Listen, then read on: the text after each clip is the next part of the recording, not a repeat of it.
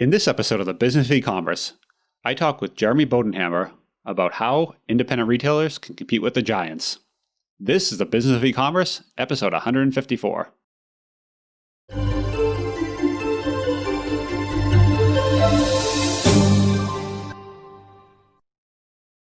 Welcome to the Business of E-commerce, the show that helps e-commerce retailers start, launch, and grow their e-commerce business. I'm your host, Charles Plesky, and I'm here today with Jeremy Bodenhamer. Jeremy is the co-founder and CEO of ShipHawk, and also the best-selling author of Adapt or Die, a leading expert at the intersection of shipping and e-commerce. I asked Jeremy on the show today to talk about how, in 2021, an independent retailer can compete with some of the largest e-commerce companies out there, like Walmart, Amazon, and how you can not just compete, but also win. Jeremy has a lot of insights on both the logistics side, but also how you can attract more customers by talking about your brand. And I think it's super interesting. So let's get into the show, and I think you're going to enjoy this. Hey, Jeremy, how are you doing today?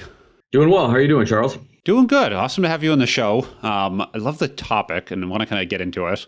I've been following the Shopify guys for a while, and I love the whole concept of, arming the rebels, right? Where how can the small retailers compete against some of the big guys? And it's something where I think the world is going two very different ways, right?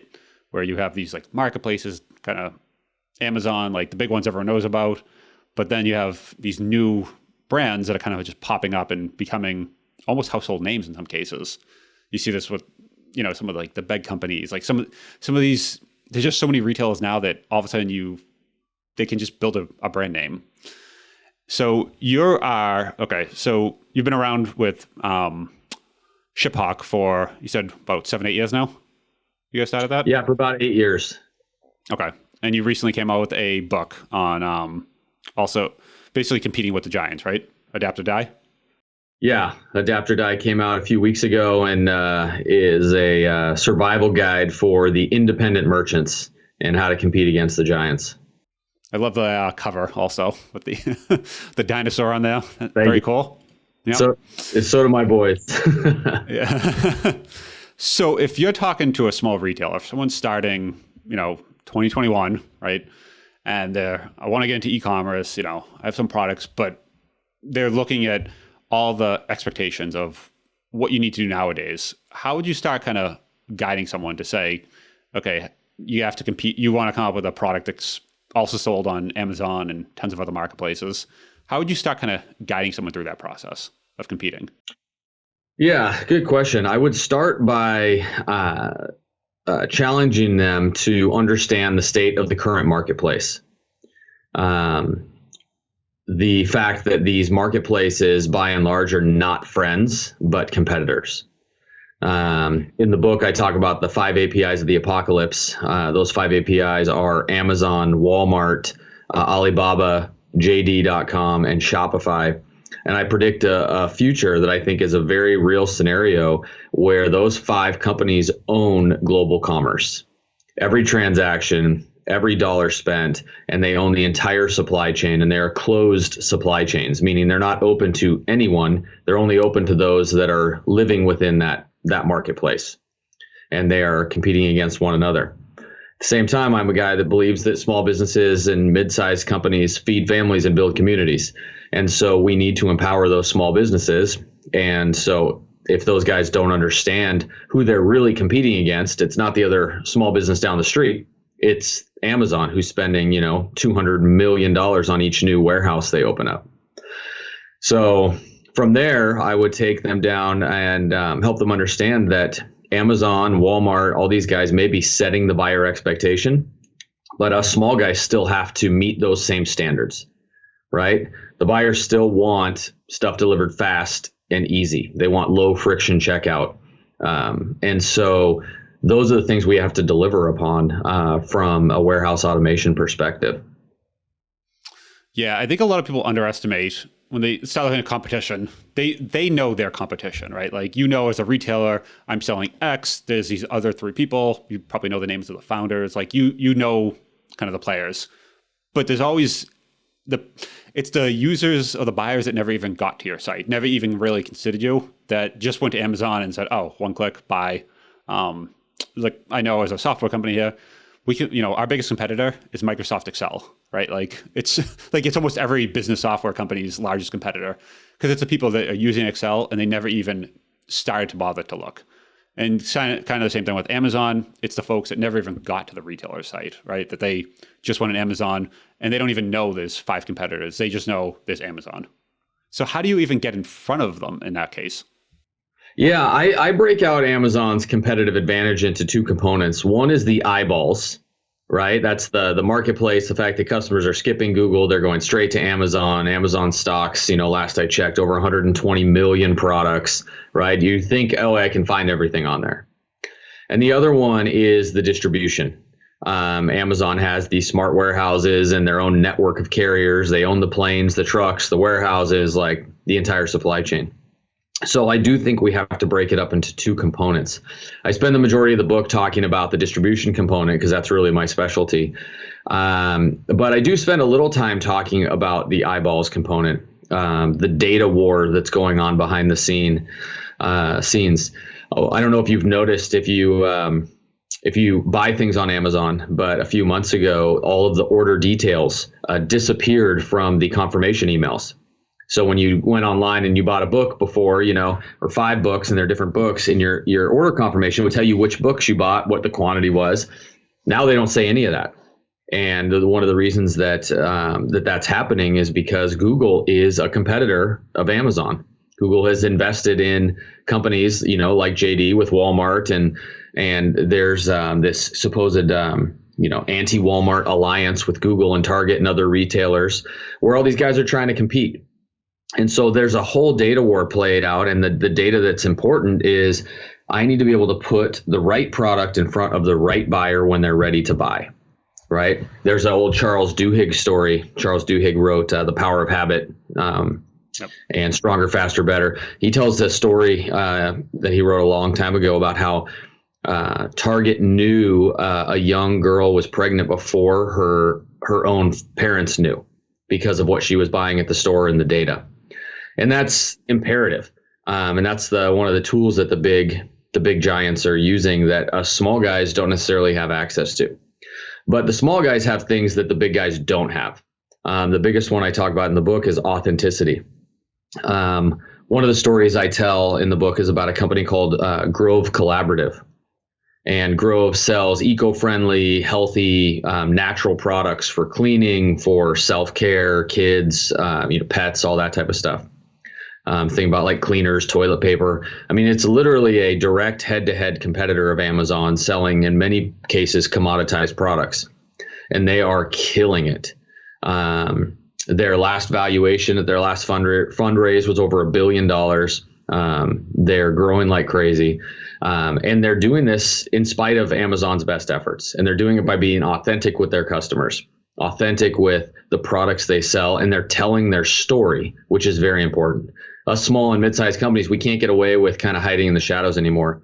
We got to be out there telling our story, telling customers why they should be buying from us so that they choose to come buy from us. And then once they arrive, we have to give them that frictionless process to purchase and that fast delivery.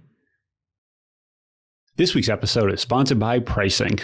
Repricing is a competitor price tracking and repricing tool that helps e-commerce companies make intelligent pricing decisions. Using their dashboard and daily Excel reports, online sellers can monitor price changes and immediately make pricing adjustments. Here are some features that I love about Repricing. First is Smart Match. What Smart Match does is allows Repricing to search for your competitors and attach their prices right on your dashboard so you can monitor their pricing changes against competitors you already know about. They find competitors you didn't even know existed. Once you have that, you can configure your repricing rules. What this does is you can now set your prices to be based on the average price, the lowest price, the highest price of your competitors, go up and down. And also you can say, don't go lower than my cost by plus $5. Whatever you want to do, you can set these rules and Repricing will automatically adjust your prices. Next is price change notifications. You can set rules to when prices change. Repricing will send you a notification alerting you of your competitors' pricing changes. Last but not least is a price history. you can then go in to the dashboard and look up all the pricing changes over time that pricing has been monitoring. That way, you know, just because it's lower today, they might just be having a sale and it might come back tomorrow. You can see all your competitors on one chart. Super cool. I urge you to check it out. Thanks again for Pricing for sponsoring this week's episode. Now back to the show. Yeah, I think people underestimate that telling that story, it's a very organic process, right? Like, and that everyone's kind of like shortcut that on they just want to get people to the site. But what's really going to happen is if you tell that story and you're authentic, that's going to make sales, but also generate fans. And those fans will be the ones that start kind of the flywheel spinning. And that will be the buildup. But that takes a while. So how do you get that going? It works so well. There's another company I case study in the book called Parker Clay. And Parker Clay makes leather products, mostly handbags, bags for men and women in Ethiopia. And the founders were missionaries over in Ethiopia and saw this aid model and how it was working and thought they could start a business and provide more value and more help to the people over there. And so they started making these bags and selling them in the U.S. and they employ almost exclusively women who are in vulnerable situations, who can't necessarily feed themselves or their kids, have no way to make money. And now they have a factory. They employ over 200 women over there. And if you look at not only their success from a sales perspective in the U.S., but if you look at some of their metrics like repeat purchase rates, their repeat purchase rates are twice the industry average. I can go to Amazon and find the same bag knocked off by 5 different vendors, right? Most of them coming from China. Or I can go to Parker Clay. I can spend more for the same bag. It's higher quality. It comes with a lifetime guarantee. And I'm doing good with the money I'm spending, right? I'm actually helping these women. And it's the company's going gangbusters. So yeah, telling that story, being authentic, that is the way to get the word out. While these giants are playing data wars that will never have enough money to play. Yeah, that's the thing. You'll never beat them at that game, right? Like Amazon knows every product. They know different products too. Like you're saying, like the pregnancy, like products are in such different categories versus you as a retailer, you just know, okay, handbag, someone's coming here for this. You don't know what sort of, like products they bought at the, groceries they bought, but you know they're handbags. So you know at least that selection.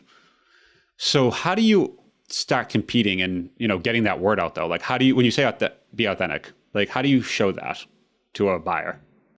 Yeah. So I think it depends on the brand. Obviously, the Grove Collaborative was doing it by emphasizing the natural and healthy elements in their products, right? They weren't toxic in their cleaners. Parker Clay's doing it through having a cause that matters and helping these vulnerable women. Another good example I can give you is Allbirds. Allbirds makes the wool runner tennis shoes that are pretty famous now, and they did it through using wool because it's an environmentally friendly product. And it's funny, one of the ways they got the word out, and they were already pretty big when they did this, but it's the tactic I thought was fantastic. They were getting enough traction, and we know that customers go straight to Amazon now, right? They're not just going to Google. And so they're going to Amazon and they're searching Allbirds. Well, Allbirds refuses to sell to Amazon, just like Birkenstock. And I tell the story of Birkenstock in the book also, because Amazon was going and buying Birkenstocks behind the scenes in order to have them. But that's not what Amazon did with Allbirds. They came up with knockoffs on Allbirds and radically undercut the price. And the founders of Allbirds wrote a letter to Bezos and said, hey, we've given the environmentally friendly tactics and supply chain tactics to over 100 of our competitors at this point. We will give them to you, Jeff Bezos. We will let Amazon have it. If you're going to copy us, at least copy our environmental standards. You're making these knockoffs with products that aren't helpful for everybody. And the truth is that people really care about that, right? We've moved into a world where there is an ethical component to how people are spending their money. And as they learn about these things, they spread the word pretty quickly, and they'll do a lot of the work for you. And I think we're seeing that in the metrics of lots of our customers and lots of the other companies that we work with. And I bet from a marketing point of view, that letter and like picking a fight with a giant probably got them a lot of press, a lot of press and a lot of links and a lot of people just looking at, hey, what's Allbirds? But then B, it gets the people that already knew them, it gets on their good side, right? On like, look what this company's doing. Look, they really believe in this, like so much they're willing to give that to Amazon. So it probably helps on both sides with that. Well, and it provides that understanding, right? Like we now understand what's important to them. We understand what makes their product different in the market. And now if I'm looking at a knockoff for half the price, it doesn't matter that it's half the price because I know that what I'm buying on the other hand is something totally different. Yeah. And for the people who are actually going there because they believe in that like mission, they're not going to get that on Amazon, right? They need to go right to Allbirds and do business with them. Exactly. Yeah. Exactly. So you're a logistics guy, right? How do you compete there though? Because I feel like that's the other side, right? Like the logistics, they have all your credit card information. They just make it so easy. You know, if you could be sitting here right now and walking down the street and think, I need some AA batteries, and you hit order, and I'm in Boston, and like same day or next day, these batteries just like magically arrive at my house, free shipping rather. How do you compete with that side? It's just, they've made it so easy. Yeah. And easy in front of the buy button is very different than easy behind the buy button. Yes. I've started using the hashtag behind the buy button because, you know, we can go to the bookstore, go to Amazon, and there's 1 million books on sales and marketing and hardly any on operations, the behind the buy button work. And that's really the difficultness, right? The difficult elements. Shopify, for example, has done a fantastic job of smoothing the process in front of the buy button. And so it's important. You mean before the purchase, right? Before the purchase, yeah. Making the purchase seamless, right? Yep. Making it easy. And I have Shopify as one of the 5 APIs of the apocalypse, but they are the only one that I see as a friend to the indie merchant, right? Yep. So they are very different in their approach. Their goal is still get everyone on our infrastructure, but at this point in time, they are doing it for the right reasons, at least from what we can gather. But as far as the tools that they need to compete in the warehouse behind the buy button, it's very different. And I break it in the book into 6 categories, things like packing, shipping, warehousing, data analytics, operations workers. And I can give you, suggestions in each one of those. But I think a better example is I had a CEO of a company reach out to me right after the book launched. And he said, hey, I just bought a bunch of copies of your book. I've given them to all my operations team members. We've got all this homegrown software internally. And they want us to work with this robotics company, and we want to do automated picking and all this. And I started asking him some questions about his operation, and he said, "Hold on a second, you're going from 0 to 100. Let's talk about going from 0 to 1, right? You don't just go out and buy a bunch of robots and expect it to work, right? Expect it to sync with all your different systems and softwares you're running in your warehouse, and expect that to actually provide the efficiencies that maybe a competitor like an Amazon is providing. So in the book, I break it down to very simple things, right? Like using hardware in the warehouse, using scanners, right? Scanners have been around forever. This isn't, like cutting edge technology, but many operations still don't use them or use them completely, right? They're not using them to eliminate manual input in an order fulfillment process, right? I talk about the treatment of workers in the warehouse, which is an element that I think is incredibly overlooked.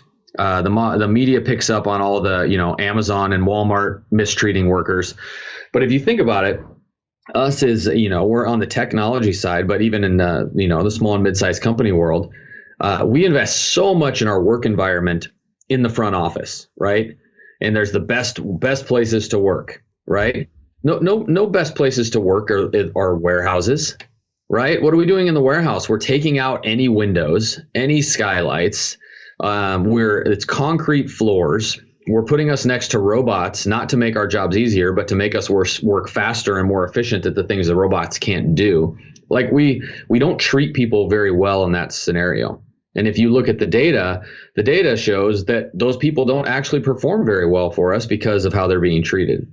We're not getting the best out of the people that we're employing. So on the operations worker side, I talk about treating people in the warehouse and behind, in the operations side just as well as we do in front, right? Data and analytics. The fascinating thing from that I've learned, one of the things I've learned from my sales team, 9 out of 10 companies, prospective companies we speak with, do not have any operations goals or metrics that they're being managed to. If you ask them what they're trying to, like, what's the goal? The answers are things like cheaper, faster, more. And, my dad always told me growing up, more is not a number. And so like things like just setting operational metrics, knowing what your average shipment cost is, managing to that cost, setting goals to get reduction or improvement in throughput can make radical differences for small and mid-sized operations.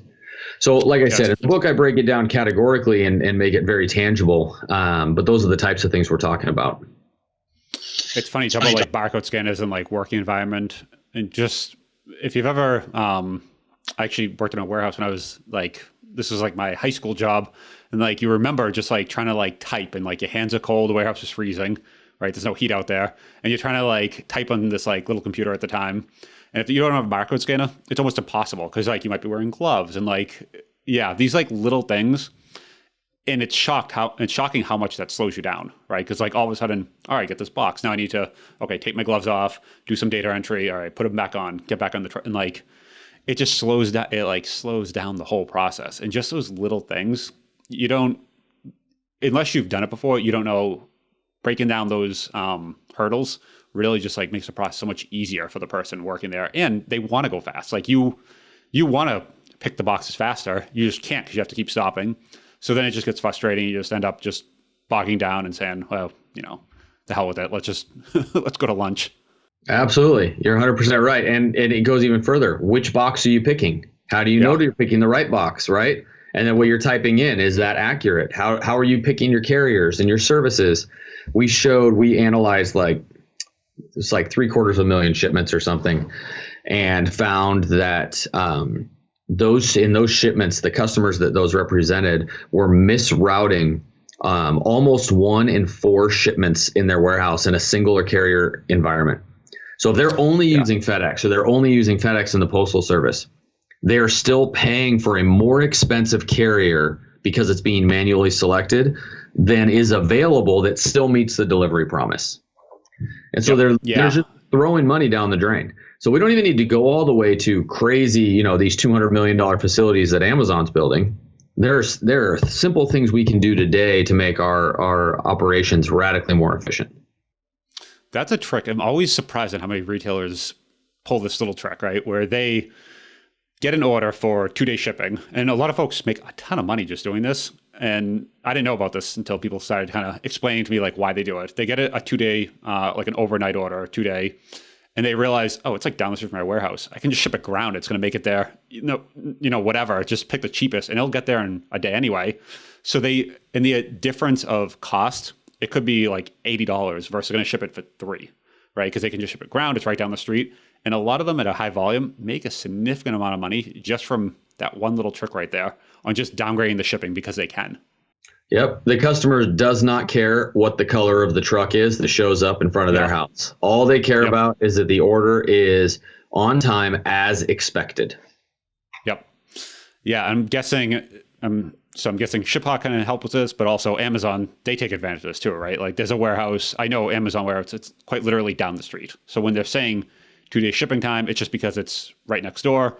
It's not like they have to really like put it on a plane and fly it here. They're just bringing it down the street. So so just knowing where they are and being able to do some little optimizations like that can really, it's taking orders you already have. It's taking volume you already have and just making it more profitable doing it that way. Correct. Yep. So when you said Shopify takes a different angle on this and it does it for the right reasons, what were you saying there actually? That was kind of interesting. Yeah, so Shopify, you were talking before about I love the language, they're great at this, but arm the rebels, right?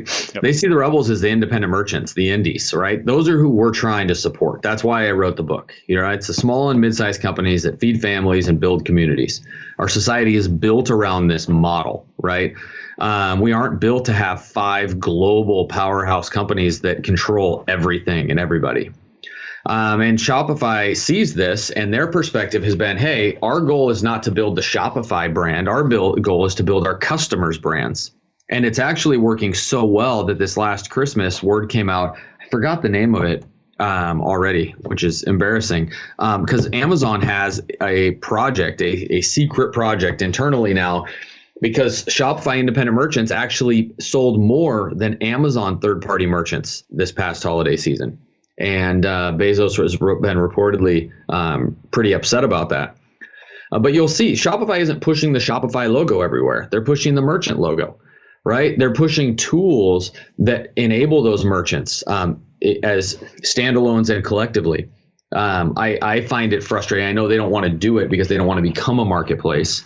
But I find it frustrating that I can't go to a single place and find all of the Shopify merchants so I can search like an Amazon, but on an independent merchant network, right? One of the benefits of Amazon is simply that simple search. But Shopify has perfected the back end. When you're doing your checkout, if it is a Shopify store and you've purchased on Shopify before, boom, you get an instant modal that pops up. It already has your credit card, your mailing address, sends you a text message. You put 4 numbers in and the checkout's complete. And then I can monitor all those in the same app. So if I have multiple products in transit, I can see all of that tracking data in one place. So they've done a really good job of supporting the independent merchant from that perspective. And I think that will continue as the authenticity and reason for the brands matters more, because more people are going to be buying from Shopify type merchants as opposed to the alternatives, unless they're just looking for the cheapest price.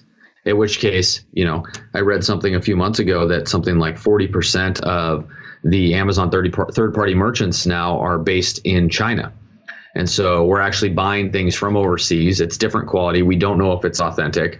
There's not as many processes in place because they're just so big, right? You buy from a Parker Clay, I know exactly what I get. I know who I'm dealing with. Funny example, actually, my 3 little boys skateboard. And one of them is dropping into some pretty big drops now, and he took some heavy falls this last weekend. So I went on and bought him some new knee pads. I got a text message within 30 minutes of me placing the order from the owner of the knee pad company I bought from, just asking, are you sure you want this size? I'll get the order out tomorrow. And that's something you're never going to get with those big brands. But guess what? That business, that text message is feeding that guy's family. It's building his business. It's contributing to his community. Yeah, and it's surprising it's surprising at what level you can still do things like that. Like, people think, well, it's not scalable. And really the answer is, like, it doesn't need to be like you're not scaling from 0 to, 10,000 orders a day. Like, you can do that for a long time. Like, you can text and then eventually automate that. Like, it's not that hard to automate. You'll get there pretty quick. And I think people, they don't want to do this stuff at the beginning. They want to have everything that's like hands off, like very scalable processes. But really, day one, you don't need that, right? Like, that manual stuff, that being fully automated from day one is what takes that human factor out of it. Correct. But if you do the human factor at the beginning, if you take it slow and you slowly add in the logical automations and don't try to make huge leaps, like the example I gave earlier of the robotics example, even the automated elements can still have customized components and still feel to that end buyer like they're dealing with, a brand that cares about them. It doesn't need to appear. I watched a really funny video yesterday. I think it's wholly inaccurate, but it was really funny. This guy pretended to be 3 different delivery drivers or 4 different delivery drivers. So first comes the UPS guy, and he's talking on his cell phone, drops the box and leaves. Then comes the FedEx guy. He doesn't even get up to the door. He just throws the box and leaves. Then comes the postal guy. He sneaks up to the door to make sure no one's seeing him, drops the box, kicks the vase over, and leaves. And then here comes the Amazon DSP guy. who sets it down really nice, has air freshener in his pocket, sprays the air freshener, fixes the mat, and then walks away nicely. Totally inaccurate, but the point is you can still deliver those type of well thought out, caring experiences for customers by starting, like you're talking about, with those manual processes, getting to know the customers, reaching out on a one-on-one basis. So you're actually scaling and automating the right things, not just order fulfillment, which encompasses way too much, right? Order fulfillment is too many things. Warehousing is too many things. It means nothing at this point. And certain parts, like you have to do fulfillment. You have to, like, everyone's come to expect fulfillment's gonna be fast. It's gonna get there. Like, it's not gonna be broken. Like, all these things are just table stakes at this point. That extra text, that's the part that you get, and you don't think, and that's the part that, like, you stop and go, oh wow, like, that's the part about the knee pads you're talking about, not the fact they arrived and they got there, like, whatever. You expect them to get there at this point. Like, that's not a surprise anymore. But that text is the surprise. So I think those are the little things that you need to actually, what's the expression, like surprise and delight the user, the buyers, and do stuff that's not being done by the marketplace and just some random third-party seller that sells some generic knee pads they bought wherever. Like, that's something that's unique. Absolutely. And that is the authenticity that sells. And even the big companies are noticing that. I talk about a Deloitte study where they talk about Unilever and Dove and Vaseline and Lipton iced tea, and how the brands that have a purpose and a mission that's clearly communicated, the brands that are authentic with their customers, even within this mega corporation, are outperforming all of the other products. Yeah, how are they getting to how are they actually getting this message out, though? Is it just through the site, or is this through, like, social? Are you seeing people do this? Like, what's the actual mechanism look like? Yeah, it's interesting that you say that, because I've seen a lot of different tactics, and as they're small, like I said earlier on, those tactics, they feed on themselves. It's like a snowball, right? You have I'm like this knee pad company. My friend told me, because the guy texted him, I bought. Now I'm telling you and all your listeners because of a text, right? Like, these things snowball. And that company is called Boneless, by the way. If I'm telling their story, I may as well let everyone know who they are. We'll drop a link. But I don't see the. Yeah, I don't see the more. I don't see the more traditional solutions, the advertising, the social media. I mean, social, post on Instagram, they do their thing. But I don't see those routinely picking up until the brand already has traction, right? Those aren't the elements that get the brand traction. They get it by being authentic. People care about it. They're like, this brand matters, right? I want to wear a wool runner that's good for the earth. I want to buy a handbag that is made by women that can't get other work, right? This is actually taking care of them and their families, keeping their kids out of the orphanage. It's like, that is a real story that's really happening. And so then they tell other people, and the brand gets traction. And then at that point, the question is, well, do we want to grow faster? And they start adopting more and more of the traditional marketing elements. Yeah. I think some people have this fear they're going to turn off a certain section of buyer. Like, hey, we're the eco-friendly, and everyone that doesn't care about that, they're not going to buy from us. What do you say to those people? That is the entire point, right? Like, you can't be everything to everyone. You're not trying to find everyone. You're trying to find your group, your people, your audience, the people that care about what you care about. The world is so big, and there are in terms of the volume of people on the planet, and it is so connected that the tiniest of tiny markets can be huge, right? There was a talk I heard years ago. I forgot who gave it. It might have been Seth Godin. But they talked about this backyard chicken farmer and his backyard chicken farming podcast and how big this thing had gotten. And you think about small audiences. I mean, backyard chicken farmers aren't going for everybody, right? That is a very niche audience. Yet it's enough for this guy to have global, brand advertisers and everything else.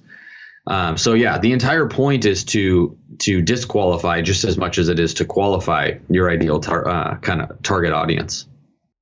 Yeah, I think this is new in the past 20 years or so, right? Where before you could only, if you're a retailer, you could only reach the people in your geographic location, right? So you just want to hit the people in my zip code, great. As long as we can resonate with them, we're doing good. But with the backyard chicken farmers, you can, dominate the global backyard chicken farming market. And in your neighborhood, it's probably not a big thing. But in the world, if you put enough of them together, now you're talking, you actually have a following, like you said. So I think that's a difference. It's a kind of change in mindset on, oh, now we're in, we're not trying to reach our audience based on where we are physically, but we're trying to base our audience based on where we are, where our stance is in the market and how we look at our lens and how we view the world. Absolutely. And it works. We see it working and growing very big businesses. And the nice part with that is there's still a place, right? The guy that wants to buy the cheapest, I just bought a new pair of slippers the other day and I went to LL Bean, right? They very nice products usually. They're made right by Maine. But if you want to buy like the cheapest slippers, you could go on Amazon, right? Like they probably have ones for $8. You could buy them. They won't feel as nice. They won't last but whatever. There is a place for those and they probably do quite well. But that same buyer isn't also looking at LL Bean. They're just not the same person at all. So I think, and that's the thing, and they're okay with it. They're both okay with that. Like if you want to be the cheapest, there's a place in the market for that right now. And if you want to be this authentic company from Maine that makes, like handmade boots, there's a place for that too. And people are willing to pay more, which is the nice part. True. And unless you're going to be like an Amazon or a Wish or a Walmart, right? I don't think there's a place in the market for small independent guys to try to be the cheapest. Yeah. Right. Because that space is taken. That's a mistake you see people making. They want to compete, and you realize you just can't win head to head. Just like turn around, give up. It's like you're trying to face the army like head on. It's never going to work that way, right? You have to come at it from a different angle, flank them. Like you have to do stuff in a very different way, like you said, that they can't do. And I think that's the thing. So yeah. Which you do as a competitor anyway. I mean, if you got an ice cream shop and there's another ice cream shop down the street or on the other side of the corner, right? Like you're not going to say, oh, hey, come here because my ice cream's just like theirs, right?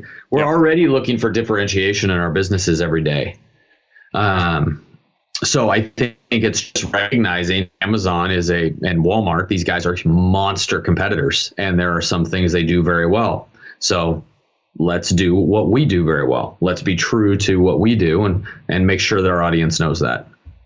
I like that. Yeah. And I think it's 2020. There's that layer underneath, like you said, the logistics, all that. You can finally tap into a lot of these services, a lot of this layer underneath you, so you can actually ship faster. And like you can, like you said, process credit cards, or Shopify has that app, right? That before as a retailer, you couldn't develop an app for everyone's phone to show where the package is, but now Shopify does that for you. So you have the dial tone underneath, like you have the network under you, and all you're doing now, you're adding a layer on top of that and actually making the part that has to be authentic.